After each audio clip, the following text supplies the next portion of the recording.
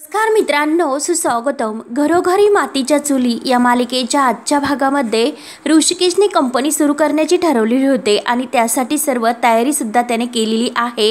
हे जेव्हा जानकीला समजतं तेव्हा मात्र आता जानकीला खूप असं वाईट वाटतं, कारण ऋषिकेशने इतका मोठा निर्णय घेतला आणि आपल्याला का सांगितलं नसेल म्हणून जानकीच्या मनाला खूप अशी ठेच पोहोचलेली असते. तेव्हा आता ऋषिकेश बाहेर गेल्यानंतर जानकी ही कांदा चिरत असते, परंतु कांदा चिरताना तिचं लक्ष फक्त ऋषिकेशने असं का केलं असेल त्याकडे असतं. डोळ्यामधून खळखळ असं पाणी येत असतं. ऋषिकेशनं असं का केलं असेल? मला तर असं वाटलं होतं की ऋषिकेश आणि मी फक्त नवरा बायको नाही तर एक चांगले मित्रसुद्धा आहोत, परंतु का त्यांनी असं केलं असेल म्हणून जानकीला खूप वाईट वाटत ती कांदा चिरत रडत असते. जानकी म्हणते की नाही, हा तो माझा गैरसमज होता. एरवी ते छोट्यातली छोटी सर्व काही गोष्टी मला सांगत होते, पण एरवी त्यांनी एवढी मोठी गोष्ट केली तरी सुद्धा मला त्यांनी सांगितलं नाही. ही कंपनी सुरू केली तरी सुद्धा ऋषिकेशने का सांगितलं नाही? जाऊन दे, त्यांना जसं वागायचं असेल तसे वागून दे. आणि तेवढ्यात मात्र सगुणा येते आणि सगुणा म्हणते की जानकी वहिनी, आणि जानकी वहिनीच्या डोळ्यामध्ये तिला पाणी दिसतं. तर सगुणा म्हणते की काय हो, मी काय ऐकते आणि काय जानकी वहिनी, अहो इतकी आनंदाची गोष्ट आणि तुम्ही का रडता हो? तेव्हा आता जानकी डोळ्यातील पाणी पुसते आणि अगं नाही ते असं म्हणल्यानंतर आता सगुणा डोक्याला हात लावते. कांदा कापतात म्हणून डोळ्यात पाणी येतं का? मी पण ना काय विचारते तुम्हाला? तेव्हा जानकी म्हणते की हो ना अगं, ते कांद्यामुळेच पाणी येतं. तेव्हा जानकी विचारते की तू सांग ना सगुणा, अगं काय झालं, कसली आनंदाची बातमी?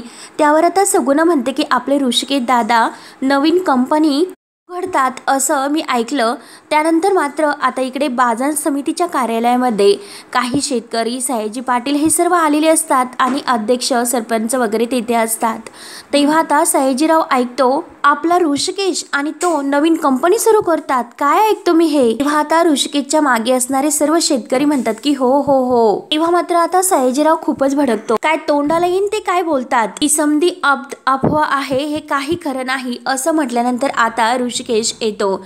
ऋषिकेश आता मोठ्या आवाजात म्हणतो की अगदी खरं आहे सयाजीराव हे सगळं. तेव्हा आता ऋषिकेश दादा आले म्हणून सर्व शेतकरी अगदी खुश होतात. ऋषिकेश दादा आले, ऋषिकेश दादा आले.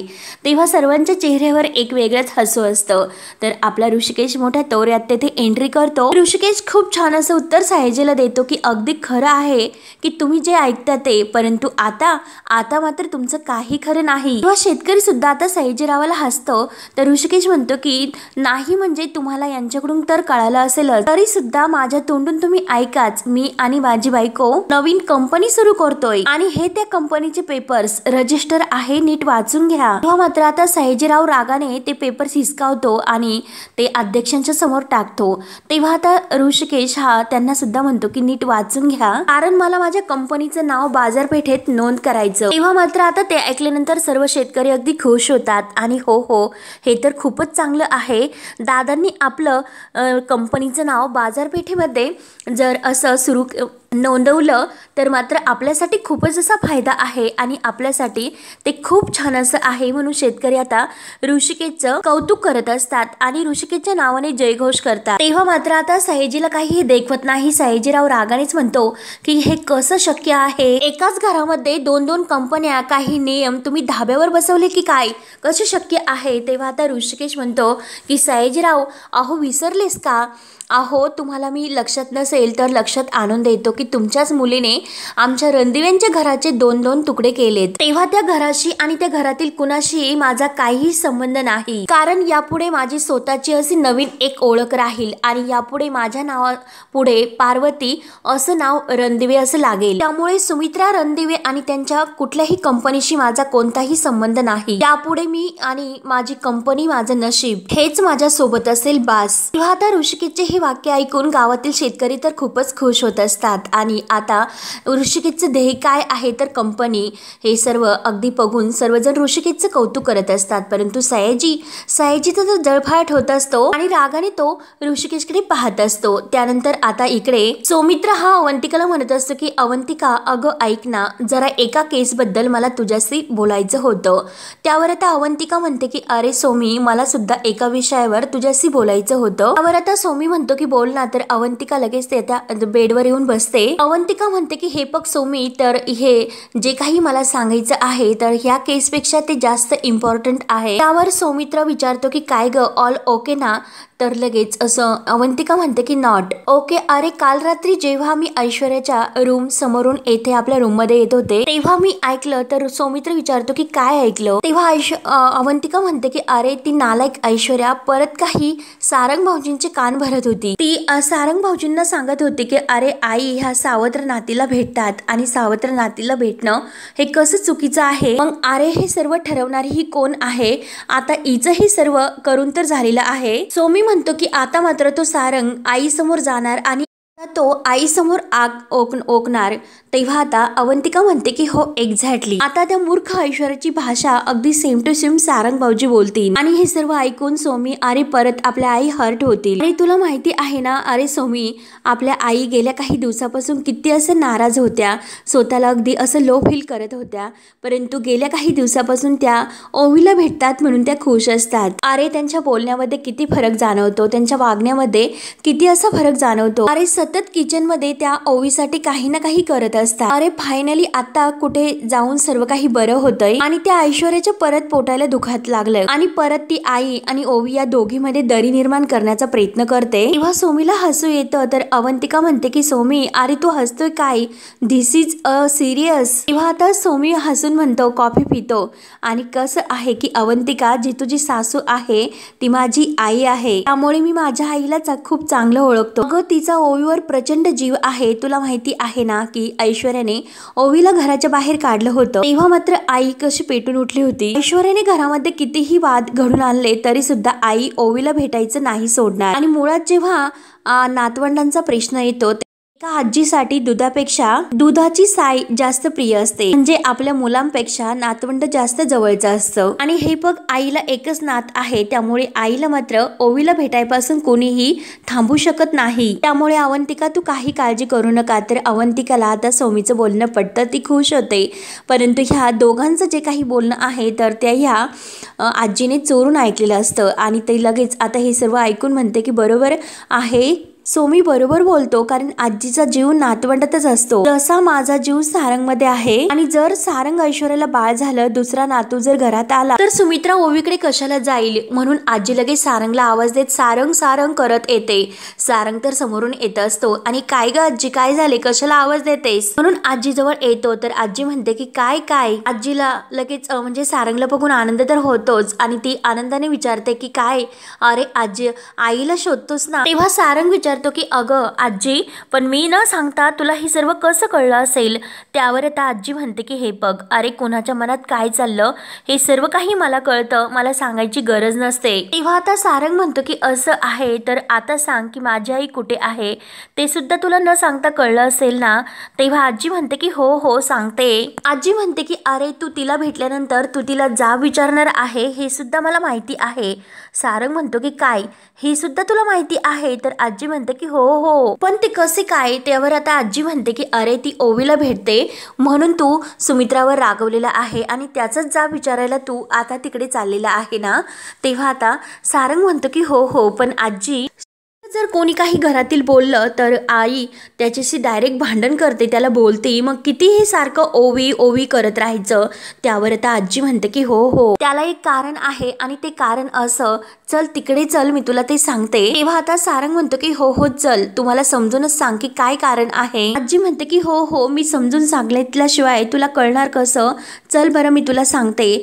तेव्हा सारंग म्हणतो की हो हो चल चल सांग बरं आई काय कारण आहे। आजी म्हणते की हे बघ ती सारखी ओवी ओवी असं करत असते, त्यामुळे सारंग म्हणतो की का? तर आजी म्हणते की हे बघ कारण, अरे तिला एकच नात आहे आणि माझा कसा तुझ्यावर जीव आहे, सुमित्राचा अगदी ओवीवर जीव आहे, कारण तिला एकच असे नात आहे ना? तेव्हा सारंग म्हणतो की अगं पण ते बरोबर आहे, पण आजी त्यामुळे घरामध्ये भांडण होतात ना? आजी म्हणते की अरे म्हणून सुद्धा तू लगेच सुमित्राशी भांडण करायचं हा त्यावरील उपाय नाही? तर सारंग म्हणतो की नाही, मग काय करावं लागेल?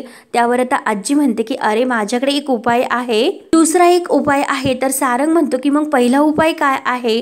तेव्हा आजीला राग येतो। आजी म्हणते की हे बघ नको ते पाय घालू नको, आणि सारंग म्हणतो की हे बघ आई, अगं आजी दुसरा उपाय सांग ना?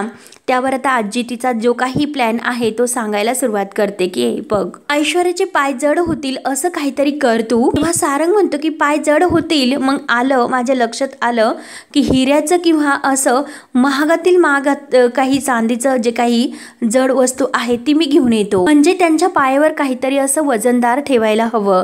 त्यावर आता आजी म्हणते की हे बघ, जे काही वजन आहे ना ते तुझ्या डोक्यावर ठेव. तेव्हा सारंग लगेच डोक्यावर हात ठेवतो. त्यावर आता आजी म्हणते की अरे डोक्यावर कशाला हात ठेवतो, तुला साधी गोष्ट कळत नाही का. त्यावर आता सारंग म्हणतो की नाही नाही आजी, अगं सांग ना काय ते. तेव्हा आजी म्हणते की तू आणि ऐश्वर्या किंवा ऐश्वर्या आणि तू असं काहीतरी, तुम्ही दोघांनी मिळून 2चे 4 होतील असं काहीतरी करा. तेव्हा सारंग म्हणतो की 2चे 4 म्हणजे 2 सारंग आणि 2 ऐश्वर्या. अहो आजी, पण 2 ऐश्वर्या कशा असतील, सारंग सुद्धा एकच आहे. आजी अगं मला काही कळलं नाही की नेमकं तुला काय म्हणायचं ते. त्यावर आता आजी म्हणते की अरे एवढंसं सुद्धा तुला नाही कळत का, काय सारंग तू कसं सांगायचं तुला मी आता. तेव्हा आता आजी म्हणते की अरे तुम्ही दोघांनी मिळून बाळाचा विचार करा आता, बाळाचा, छोटी छोटी बाळांचा विचार, बाळांचा, असं आजी बाळाचा आवाज काढून सारंगला समजावण्याचा प्रयत्न करत असते. तर सारंग म्हणतो की काय आजी बाळाचा, अरे निदान नातवंड घरात आल्यानंतर सुमित्राला वेळ कसा मिळेल बाहेर जाण्यासाठी, मग कशाला ती त्या ओवीला भेटायला जाईल. आणि महत्वाचं म्हणजे मग आता सुमित्रा बाहेर गेल्यामुळे तुझ्यात आणि ऐश्वर्यात भांडण सुद्धा होणार नाही आणि सुमित्रा आणि ऐश्वर्या दोघीमध्ये सुद्धा भांडण होणार नाही. काय रे सारंग, तुला आवडलं का नाही.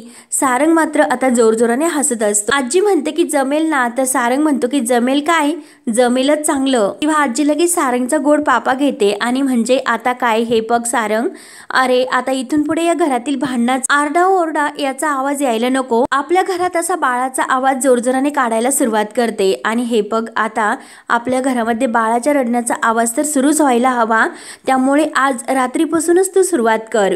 मात्र सारंग खूप लाजत असतो, अगदी खाली डोकं घालून हसतो सुद्धा आणि लाजतो सुद्धा. आजी म्हणते की अगं बाई पोरग तर लाजतंय आणि चल चल कामाला लाग, ते पण आजपासूनच, लगेच लाजू नकोस. त्यानंतर आता ऐश्वर्या ही सारंगला सांगत असते की आई 2च मिनिटात आता नानांच्या रूममधून बाहेर येतील, मी तुम्हाला सांगितलं ना काय करायचे ते. तेव्हा आता सारंग म्हणत असतो की तुम्ही काही काळजी करू नका, मला आता पूर्ण कळलेलं आहे की काय करायचे ते. अहो मी जे काही करणार आहे ना त्यानंतर मात्र आई तुमच्याशी कधीच भांडणार नाही. तेव्हा आता सारंग अगदी खूप हसत असतो, अगदी गुदगुल्या त्याला होत असतं. तेव्हा आता लगेच ऐश्वर्या म्हणते की बरं बरं ओके, आणि हे बघा आई बाहेर आल्यात आणि आता त्या ओवीला भेटायला नक्की जाते, तुम्ही लगेच त्यांना थांबवा प्लीज, जा जा जा. आणि तेवढ्यात सुमित्रा बाहेरच आलेली असते आणि आता सारंग जोरात आई असे ओरडतो, परंतु सुमित्रा मात्र आता खूप घाबरते की सारंग इतक्या जोराने का ओरडला असेल. तेव्हा ती सारंग जवळ येते आणि सारंगला म्हणते की काय रे सारंग, तू बरा तर आहे ना. तेव्हा सारंग म्हणतो की हो हो मी तर बरा आहे. ऐश्वर्या लगेच सारंगच्या मागे असते. तेव्हा सारंग विचारतो की आई अगं पण आत्ता यावेळेस तू कुठे चालली. तर सुमित्रा म्हणते की अरे असं काय, अरे रोज या वेळेला मी देवळात जाते ना, मग तिकडेच जायला निघाले आणि तू असं का विचारतोस. त्यावर आता ऐश्वर्या हळूच सारंगच्या कानात म्हणते की आई तुमच्याशी खोटं बोलतात. तेव्हा मात्र आता सारंग विचारतो की आई अगं तू नक्की देवळातच जातेस ना. तर सुमित्रा म्हणते की हो हो. तेव्हा सारंग लगेच म्हणतो की हो हो जा जा आई तू सावकाश जा. आणि बरोबर आहे की देवळात गेल्यानंतर तेथे मन रमतं म्हणूनच तू देवळात जाते ना. पण आई अगं आता काय, म्हणजे तुझं मन या घरातच रमेल असं मी काहीतरी करणार आहे. तेव्हा ऐश्वर्या तर डोक्याला हात लावून घेते. सारंग म्हणतो की आई पण ते नंतर, अगोदर तू देवळामध्ये जा.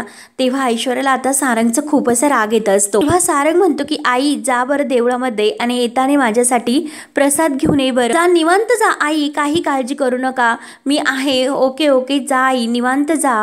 तेव्हा सुमित्रा ही दरवाजात जाते आणि थांबते. तर सारंग पुन्हा तिला म्हणतो की अगं जरा ओके, म्हणजे काही काळजी करू नको, जा व्यवस्थित.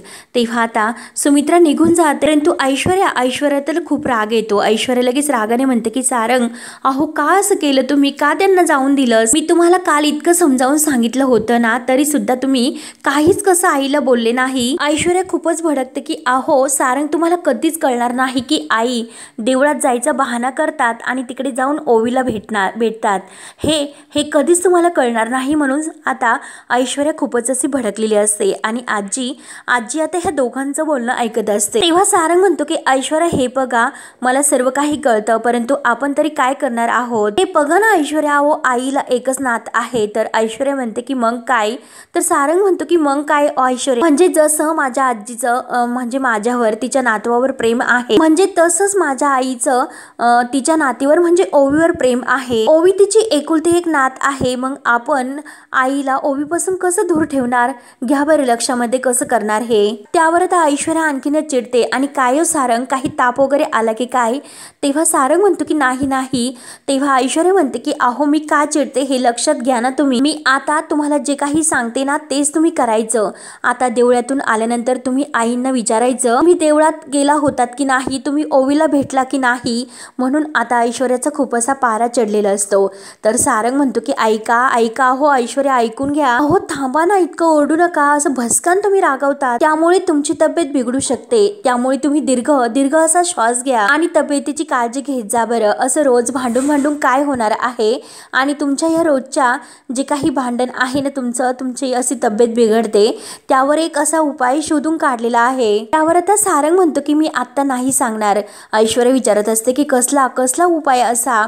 सारंग म्हणतो की नाही आत्ता नाही, तो उपाय मी तुम्हाला रात्री सांगेल. तेव्हा आता ऐश्वर्याला खूप राग येतो आणि आजीला तर खूप असं हसू येत असतं.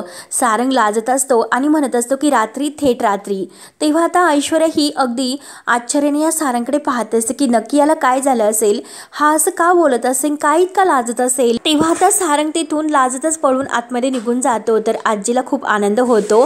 त्यानंतर मात्र ऐश्वर्या विचारात पडते. तर आजी खुश होऊन म्हणते की नक्की सारंगला माझं जे काही सांगितलेलं आहे ते पटलेलं आहे. आता मात्र खूप अशी मज्जा येणार. आणि बघितलंस का ऐश्वर्या, मला तुझी किती काळजी आहे. हो ना गुंडी, आता या घरामध्ये गुंडी येणार, ही गुंडा. म्हणून आता ऐश्वर्या तर विचारच पडते आणि आजी मात्र आता हे सर्व आठवून खूप खुश होते. त्यानंतर आता इकडे सगुना आलेली असते. म्हणून जानकी ही सगुनाला म्हणते की सगुना, तू आणि गावकरी खरंच तुम्ही सर्वजण खूप असे लकी आहात, कारण ऋषिकेश आता नवीन कंपनी सुरू करतात. तुम्हाला सगळ्यांना माहिती होतं मीच वेडी आहे की मला काहीच असं माहिती नव्हतं. त्यावर आता सगुना म्हणते की असं कसं बोलतात तुम्ही वहिनी, का असं बोलतात. वहिनी अहो तुम्ही वेड्या कसल्या, तुम्ही तर खूप असे हुशार आहात आणि तुमच्यासारख्या हुशार बाईला इतका प्रेमळ असा नवरा भेटला, इतका हुशार. त्यावर आता जानकी म्हणते की हो ना, खरंच खूप प्रेमळ असा नवरा मिळाला ग मला. आणि ती कंपनी सुरू करतात हे तर सगळ्यांना माहिती आहे, परंतु मला माहिती नाही, इतकं त्यांचं प्रेम आहे माझ्यावर. त्यावर आता हे सांगत असताना जानकीचे डोळे भरून येतात. त्यावर आता सगुना म्हणते की हो ना, प्रेम तर आहेच. आणि आमच्या ऋषिकेश दादांनी कंपनीला कुणाचे नाव दिले हे तुम्हाला माहिती आहे का. त्यावर आता जानकी विचारते की कुणाचं. तर ऋषिकेश इकडे सयाजीरावाला सांगत असतो की या कंपनीला मी माझ्या बायकोचं नाव देतोय. तेव्हा जे काही कंपनीच्या नावाची फाईल आणि जे काही पेपर्स त्यामध्ये असतात, तर ती फाईल अगदी तो सयाजीरावाला दाखवतो. आणि त्या कंपनीचं नाव काय आहे की जानकी एंटरप्राइज कंपनी. सयाजीरावाचं आता हे नाव ऐकून त्याच्या पूर्णपणे तोंडचं पाणी पळतं की काय जानकी एंटरप्राइज कंपनी. त्यावर आता ऋषिकेश म्हणतो की हो. आणि सर्वजण आता ऋषिकेश दादाचं कौतुक करत असतात. ऋषिकेश म्हणतो की हो जानकी एंटरप्राइजेस, माझी लक्ष्मी, माझा अभिमान, आणि त्याच अभिमानाने मी ही कंपनी रजिस्टर करायला आलो. सयाजीराव, आता हा खेळ नव्याने सुरू आहे आणि डायरेक्ट या खेळाची सुरुवात आम्हाला घराच्या बाहेर काढून तुम्ही जिंकला पण असता. पहिली रिंग तर तुम्ही जिंकलात, परंतु आता या खेळाची दुसरी रिंग मी सुरू करतो. ह्या वर्षीच्या टेंडर मध्ये मी माझ्या कंपनीचा सहभाग त्यात दाखवणार आहे. ह्या वेळेस सुमित्रा एंटरप्राइजच्या विरुद्ध जानकी एंटरप्राइजेस असणार. त्यामुळे सयाजीराव आता तयारीला लागा, ते पण हारण्याच्या. तेव्हा आता अगदी तोऱ्यामध्ये आपला ऋषिकेश तेथून जायला निघतो. तर सर्व शेतकरी ऋषिकेशचं खूप असं कौतुक करत असतात आणि खरंच खूप असं गोड काम झालं म्हणून आता सर्वजण अगदी खुश असतात. आणि सयाजीरावाचा पूर्णपणे चेहरा हा पाण्यासारखा झालेला असतो. त्यानंतर मात्र आता आजी ही तिचा प्लॅन सक्सेस करण्यासाठी सारंगला असं छान असं तयार करते. जीनची पॅन्ट वगैरे, टी शर्ट आणि हातामध्ये घड्याळ वगैरे, अगदी काही असं रुबाबदार एका मुलासारखं अगदी शायनिंगमध्ये ती तयार करते. आणि आता सारंगला आरशासमोर उभं करते. तर सारंग म्हणतो की वाव, खरंच खूपच छान.